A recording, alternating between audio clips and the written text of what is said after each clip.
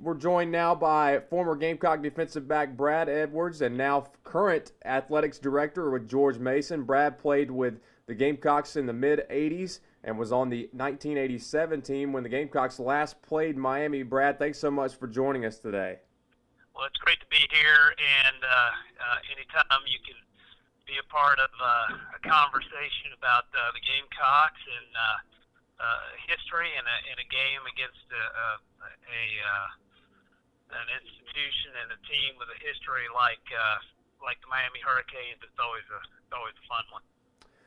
Talk to me a little bit about just some of your memories from that game. Obviously, it was a huge football game going into it, with Miami being ranked number 2 at the time, and USC was ranked number 8.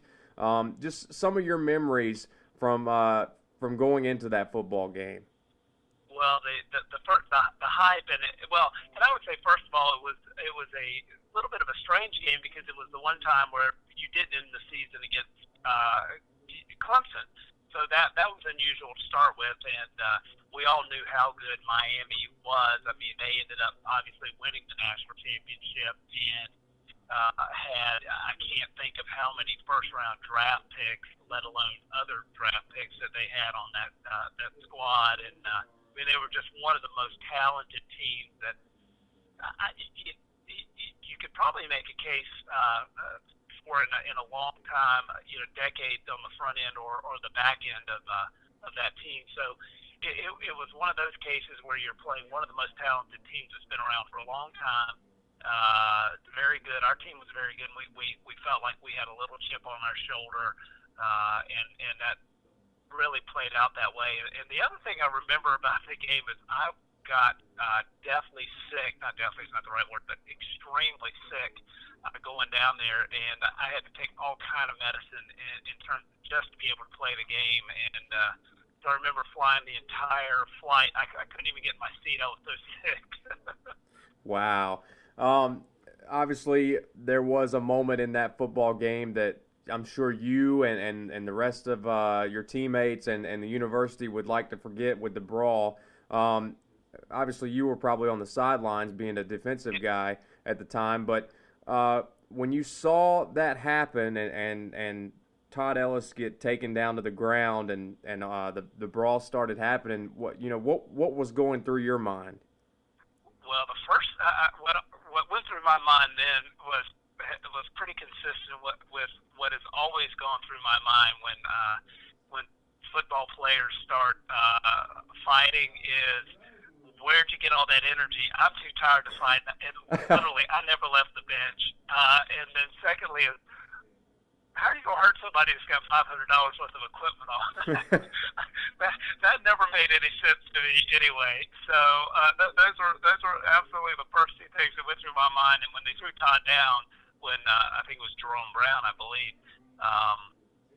who I ended up playing against for many years in the NFL, I knew that tempers were going to flare at that point, because it was just one of those games where both teams were very good. It was chippy throughout the game. The crowd was very intense, and so it did not surprise me to see something like that happen. And so much has been said or written about the fight that happened, unfortunately, against South Carolina and Clemson in 2005.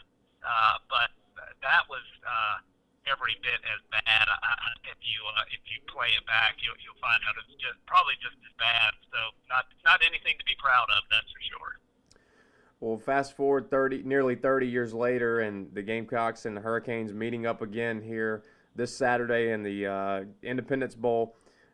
Your thoughts on this game going into it? Obviously, both teams not very good years from what they probably thought they would have going into the season. But certainly when these two teams match up, it's always an exciting game just because of the history of both programs. Yeah, and you've got two teams that are very talented for the most part, and two teams that are very well coached. Clearly, and is no secret, I'm a huge Steve Spurrier fan, and what he's done with the program is just been extraordinary, and he is just one of the all-time greats in my book. So I like that. I know it's been a little bit of a down year for them in terms of the ability to make plays, and they certainly struggled in some parts of their game on defense and some places like that. But or being able to close out games, and I know he'd like to have that some of those games back. But yeah, that's the way it rolls sometimes. So I think you'll see a game again against two teams that are very well coached, that are going to have plenty of playmakers on both sides of the game, and it's and both teams or both schools need this win to close out with a winning record.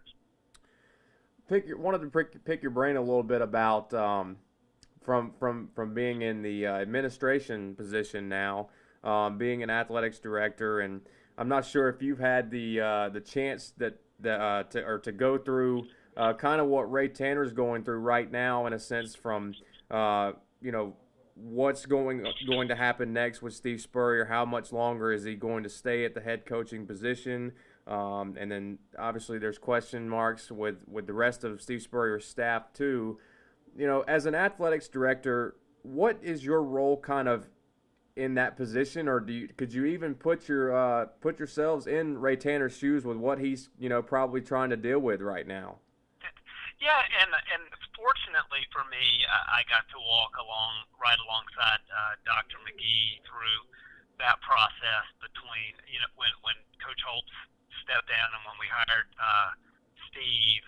So I got to be involved in that process as well as in a transition in basketball, and it's like anything that you always have to be prepared for that. I remember Ray and I talked about that, but that's been maybe 3 years ago, right before he got the job. We had a conversation, a sort of hallway conversation about the future, and that was certainly something that the next athletic director was going to have to be prepared for, and that's just part of what you assume in that role. And as fortunate as South Carolina's been to have had a guy like Steve Spurrier, you always have to look at it like he's made the job better, and we should be able to attract just as talented of a coach the next time around. So that's how you have to look at it. You have to always keep that proverbial list in your back pocket for any of your sports, and I think that's I know Ray has done that, and